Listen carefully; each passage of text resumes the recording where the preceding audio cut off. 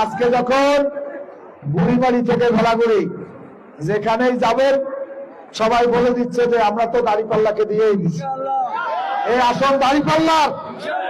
যখন এই কথা মানুষ বলতেছে মাঠে ময়দানে, তখন তারা বলে যে জামাত ইসলামী তো এখন জান্নাতের সার্টিফিকেট বেচা শুরু করছে।